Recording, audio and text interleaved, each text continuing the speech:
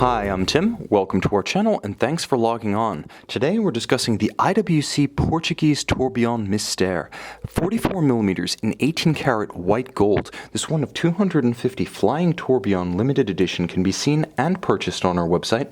Subscribe to our YouTube channel if you enjoy these videos, and please click on the card in the upper right hand corner of the screen at any time during this video to see our full listing for this watch with additional accessories included in the sale, high resolution images, and naturally complete pricing details for the 7-day power reserve automatic winding Flying Tourbillon limited edition.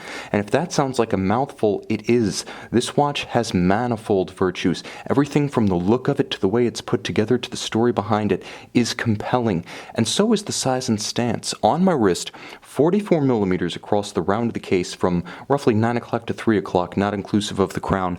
It's actually slimmer than you might guess, 14.5mm with a nice concave bezel that allows a dress cuff or tight sleeve to ramp up and over the case. It actually wears quite well with formal attire. It's not a giant from top to bottom, nor is it excessive across the wrist. From extremity to extremity, 52mm is quite reasonable for a timepiece of this diameter and heft, and you will notice the heft. On the wrist, again, mine is 16 centimeters in circumference. The watch sits securely with a nice sense of proportion. It has beautiful short and sharply tapered lugs that nicely wrap themselves around the forearm. The strap is substantial, beautifully bolstered down the center. It is a monotone stitched, centrally bolstered rectangular scale, dark blue or navy blue alligator leather. On the underside, a beautiful matching navy calfskin with folded edges. It comes with a beautiful and massive, alternately polished and satin finished IWC single fold deployant, Schaffhausen signed on the inside, IWC signed on the buckle. This is beautifully made, and in its own right, it's more massive than some ultra-thin watches I've experienced. So the strap and the clasp live up to the billing of the timepiece itself, but it's beautifully nuanced. And the great thing is, unlike certain watches that force you to turn them over to admire the works and the artisanal virtues, this one is all about the dial and the case. Let's start with the case. I've already talked about the sensuous curve of the lugs, but you can also see the contrast between the satin flanks and the polished tops. That beautiful concave bezel really pares down the visual mass of the watch, and you'll note it individually numbered on its flanks. Now, you'll also note that the watch is all dial, as this gorgeous ardoise sort of anthracite sunburst has been pushed out to the very edges of the 42mm case, meaning that this watch is dominated by the functional portions of its construction rather than being crowded by a heavy bezel and an excessive case. IWC has opened up the face of this timepiece for your admiration. White gold applied Arabic numerals, white gold leaf hands, and white gold lancet small seconds and power reserve scale, and then a gorgeous screw-fixed sort of metallic Côte de Genève bezel that surrounds the Flying Tourbillon, and you can see the Côte de Genève cut into it from this angle. You can also see those small screws, a little tribute to F. Pigeon, one might say. Now, the Flying Tourbillon debuted in the Portuguese line in 2004 with the reference you see here, 504207. Now, here's the thing. By 2004, everyone was doing a tourbillon, and many manufacturers decided that their point of entry to the world of wristwatch tourbillon should be something different.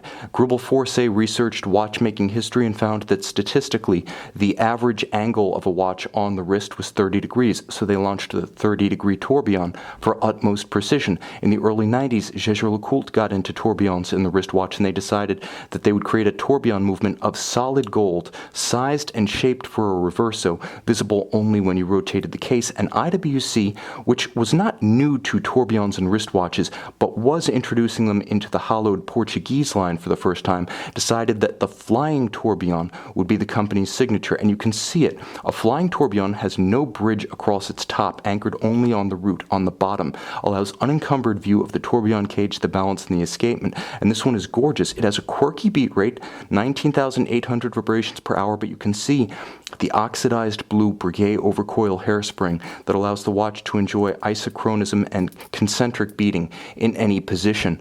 You'll also note a 7-day power reserve. Now, you can wind it manually, but one of the supplemental refinements of this watch is that it's based on IWC's in-house 50,000 series oversized automatic movement, the world's largest automatic movement. It features IWC's signature pawl-based Peloton winding system, the substance of which you can see just below my thumb. Now it has 44 joules. It does beat at that quirky beat rate. It winds in both directions, so it doesn't have unidirectional rotor wobble, which is important when you have a rotor this large, that it never have a wobbling freewheel direction for the sake of refinement. It is nicely finished, mostly machine finished to be perfectly honest. Everything that is truly artisanal about the finish and execution is on this side. So you can wind it if you like. You can allow it to wind itself, and it's nice for the gentleman who has a collection of watches, because with the 7-day power reserve, this can enter a rotation without having to be continuously reset. It's beautifully made, and again, with the heart of the 50,000 series automatic caliber, it's not a precious, delicate thing. It's not high-strung or finicky. It comes from a great house, and it represents one of the iconic model lines of one of Swiss watchmaking's greatest brands.